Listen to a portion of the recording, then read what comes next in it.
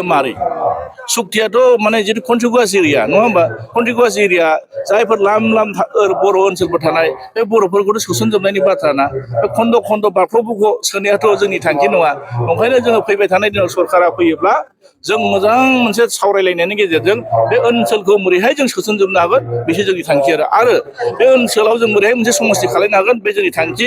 बे ओनसोलनि जौगानायनि खामानि मावनो थाखाय मोनसे साब डिभिजन गायसननांगौआ जोंनि थांखि बिसिडिसि गायसननांगौआ जोंनि थांखि जाहाथे बिथांमोना जौगानायनि खामानि मावनो हायो बिथांमोनाबो राजनिति मोनसे बेबस्थाखौ मोजां मोनसे थासारिनि गेजेरजों बिथांमोना राजनिति खालामनो हायो बिसोर जोंनि थांखि आरो बबे थाखाजों मावगोन बिथांमोना गावहानो दिनै हां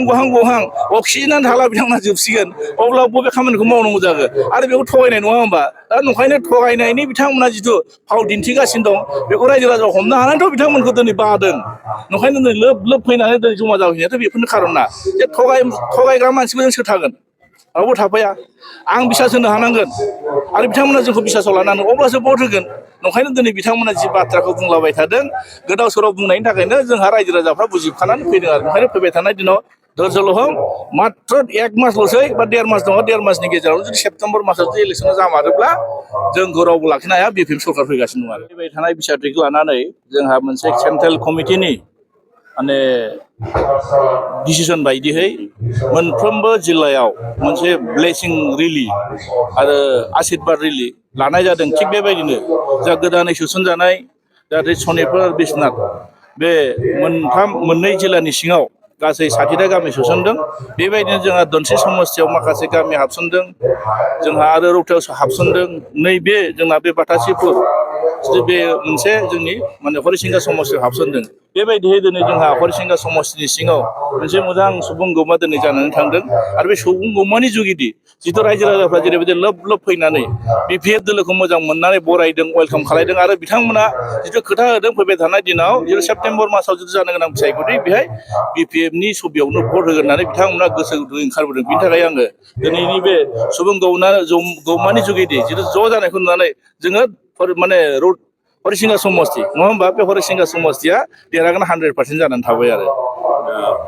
बे हिसाबै जिथु थांनाय लाजिनांगौ बे बाथ्राखौ बुंदों बिसोरो हाबफैनो मोना बा लाजिनांगौ होननायनि सिगां गावनो सोंना लाग्रोथों बिसोर हसाबे मा राजनिति दल खालायदों ना बिसोर सोरखौबा माने नंखाय बुंनानै बिसोर माने हाबफैनो मोना बादा होलायनाय सोर बिसोरलाय दिनै राजनिति दलनि दैदेनगिरिफ्रा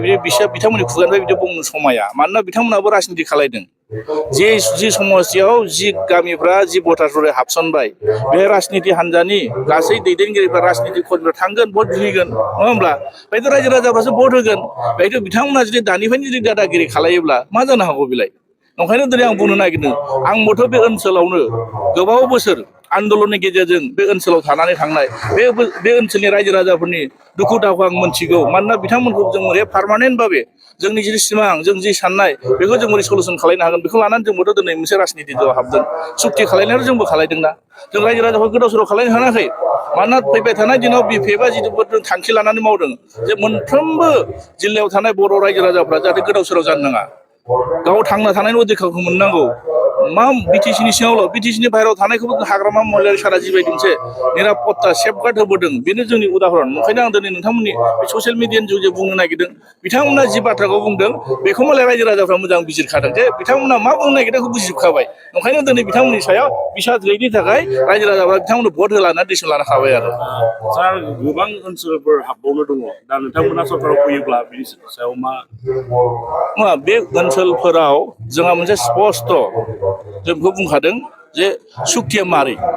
सुक्तियाथ' माने जितु कन्टिगुवास एरिया नङा होमबा कन्टिगुवास एरिया जायफोर लाम लाम बर' ओनसोलफोर थानाय बे बर'फोरखौथ' सोसनजोबनायनि बाथ्रा ना बे खन्द' खन्द' बारख्ल'फोरखौ सोनायाथ' जोंनि थांखि नङा ओंखायनो जोङो फैबाय थानाय दिनाव सरकारा फैयोब्ला जों मोजां मोनसे सावरायलायनायनि गेजेरजों बे ओनसोलखौ बोरैहाय जों सोसनजोबनो हागोन बेसो जोंनि थांखि आरो बे ओनसोलाव जों बोरैहाय मोनसे समस्ति खालामनो हागोन बे जोंनि थांखि बे ओनसोलनि जौगानायनि खामानि मावनो थाखाय मोनसे साब डिभिजन गायसननांगौआ जोंनि थांखि बिसिडिसि गायसननांगौआ जोंनि थांखि जाहाथे बिथांमोना जौगानायनि खामानि मावनो हायो बिथांमोनाबो राजनिति मोनसे बेबस्थाखौ मोजां मोनसे थासारिनि गेजेरजों बिथांमोना राजनिति खालामनो हायो बेसो जोंनि थांखि आरो नुनो मोनदों इउपिएलनि माखासे दैदेनगिरिफोरा फैनानै बेवहाय खुन्थिया गायसनलांनाय खामानिफोरनि स्टाफ खालामनाय बेफोरबायदिखौ जों नुगासिनो दं माखासे मावगोन बिसोरलाय आंथ' एमसिएलए ना आंथ' बाजेटखौ हमनो हादों बबे बाजेट दं बेहायलाय बिथांमोना मावथों फान्डखौनो दिनै रिलिज खालायाखै टेन्डारानो जाबो जायाखै बिथांमोना नै इलेक्सनानो जुदि नै सेप्तेम्बर मासाव जायोबा 25 तारिखनि गेजेराव हसागे जुदि मडेल कर्ट अफ कन्डाक्टआ जायोब्ला सानब्रै ल'थारसै नै नङा होमब्ला जामारोब्ला बबे थाखाजों मावगोन बिथांमोना गावहानो दिनै हां अक्सिजेनानो थाला बिथांमोना जोबसिगोन अब्ला बबे खामानिखौ मावनांगौ जागोन आरो बेखौ थगायनाय नङा होमबा दा नंखायनो थगायनायनि बिथांमोना जिथु फाव दिन्थिगासिनो दं बेखौ रायजो राजाया हमनो हानानैथ' बिथांमोनखौ दिनै बादों नंखायनो दिनै लोब फैनानै दिनै जमा जाफैनायाथ' बेफोरनो खार'ना जे थगायग्रा मानसिफोरजों सोर थागोन रावबो थाफाया आं बिसास होनो हानांगोन आरो बिथांमोना जोंखौ बिसासाव लानांगोन अब्लासो भट होगोन नंखायनो दिनै बिथांमोना जि बाथ्राखौ बुंलाबाय थादों गोदाव सोराव बुंनायनि थाखायनो जोंहा रायजो राजाफ्रा बुजिखानानै फैदों आरो ओंखायनो फैबाय थानाय दिनाव धैर्य'ल' हम मात्र 1 मासल'सै बा 1.5 मास दङ 1.5 मासनि गेजेराव जुदि सेप्तेम्बर मासाव जुदि इलेक्सना जामारोब्ला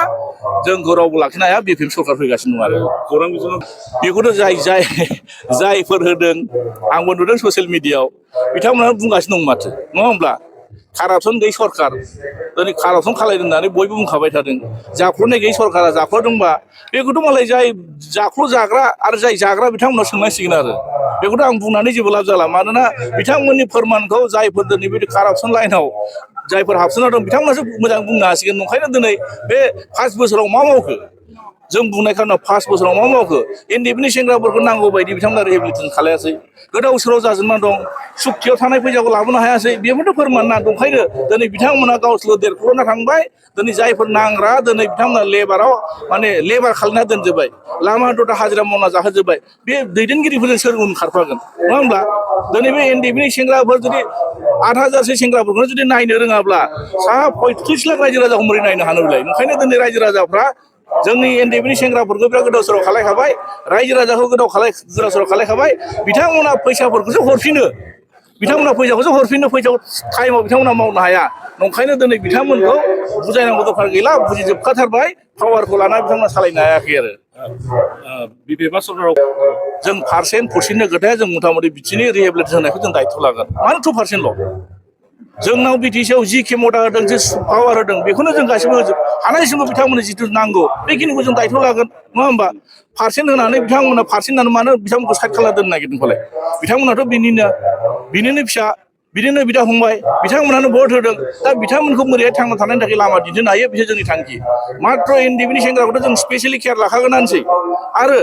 लाइमोनफोरखौ जों बोरैहाय जौगाहोनो हागोन बिनि थाखाय जोङो एनडिएफनि सेंग्राफोरखौ नङा बिटिसिनि साफ्रोमबो लाइमोनफोरखौ बोरै जौगाहोनो हागोन बिनि थाखाय जोंहा स्पेसियेलि बोसोराव 100 कोटि बाजेट जों हमना दोनखादों आरो बेनो जोंनि थांखि मिथिबाय थेंक इउ